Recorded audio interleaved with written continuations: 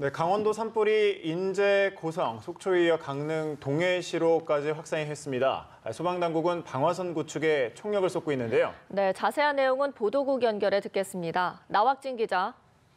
네, 어제 오후 고성에서 발생한 산불이 강풍을 타고 속초 시내로 번지면서 인근에서 1명이 숨지고 11명이 다치는 등 인명피해가 확인되고 있습니다.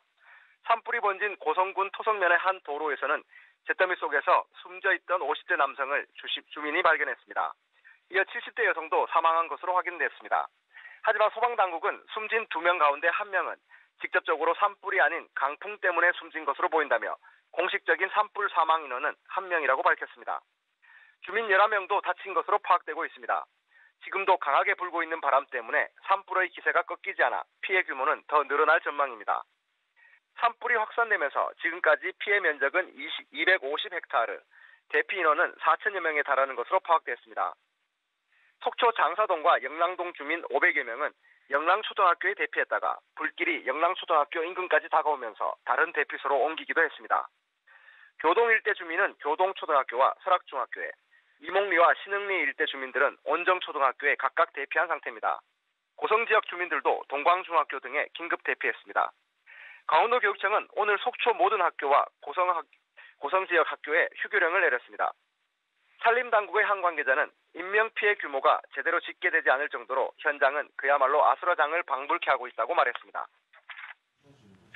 네, 심각한 상황인데 강릉과 동해시의 상황은 어떻습니까? 네, 어제 오후 11시 46분쯤 강원도 강릉시 옥계면 남양리의 한 야산에서도 산불이 발생해 강풍을 타고 인근 동해시 망상동으로 확산했습니다. 강릉시와 소방산림당국은 방화선을 구축, 산불이 민가로 번지는 것에 대비하고 있습니다. 특히 인근 요양원과 민가로 확산할 것에 대비해 동해시는 요양원 입소자 120여 명과 주민 등을 인근 초등학교 등 안전지대로 대피하도록 조치했습니다. 강릉시 동해시와 산림소방당국은 방화선을 구축해 피해 예방에 총력을 기울이고 있습니다. 동해고속도로 옥계에서 동해 구간은 양방향 통행이 전면 통제되고 있습니다. 정동진에서도 산불이 목격됐습니다.